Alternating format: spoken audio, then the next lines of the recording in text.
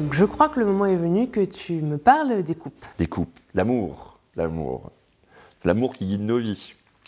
Et le tarot de Marseille est un beau reflet justement de ce que peut être l'amour. Alors, on verra qu'il y aura des belles choses, des choses un peu plus tristes. C'est un peu des grandes histoires d'amour. Donc, on va commencer par l'as, le commencement. Encore une fois, rappelle-toi, les as, c'est toujours le point de départ de quelque chose. Oui. Okay. Donc là, on a cette superbe maman cygne. Oui, très jolie. Voilà, qui couve très probablement. Donc, on va être dans ce côté de naissance. Naissance de quoi? Naissance de l'amour.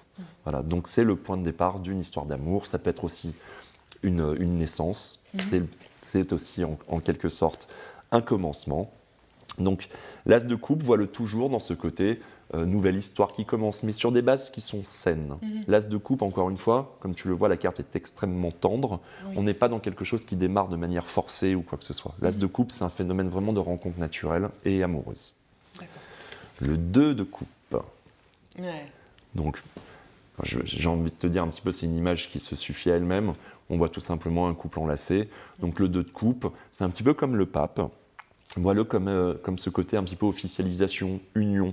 Tu vois, ça c'est un petit peu comme ça qu'on se mariait, on va dire, au XVe siècle, où tu sais, on scellait justement, tu vois, les coupes.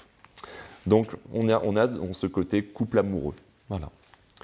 Le 3 de coupe, c'est là où un petit peu les soucis commencent. D'accord. Le 3 de coupe, alors généralement c'est une carte un petit peu, à la base, un petit peu comme les amoureux, où on avait ce côté, cet homme qui hésitait entre deux femmes. Oui. Ben, moi j'ai voulu changer, je préfère que ce soit une femme qui hésite entre deux hommes. Voilà, oui. On va un petit peu vivre la parité.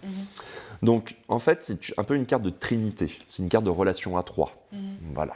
Donc généralement quand tu vas retrouver cette carte-là, il y a une notion de choix à prendre ou de choix à faire entre deux personnes. Si malheureusement ça ne te concerne pas, tu peux penser que on est dans le cadre d'une relation adultère ou une relation cachée. OK ? Le 4 de coupe. Bon, et voilà. Il n'est pas très en forme. Non, il n'est pas très en forme. Le 4 de coupe, c'est une carte de tristesse ou de solitude amoureuse. Ah oui. Voilà. C'est aussi une carte, si on va un petit peu plus loin, regarde, il est dans une taverne. Bon, c'est aussi une carte de travers, c'est-à-dire une carte de solitude, voire une carte d'alcoolisme, aussi dans certains cas, ou de dépendance. Donc là, ça commence vraiment à signifier les premiers prémices de chagrin d'amour, de sentiment de solitude ou d'isolement. D'accord. Le 5 de coupe. Intéressant.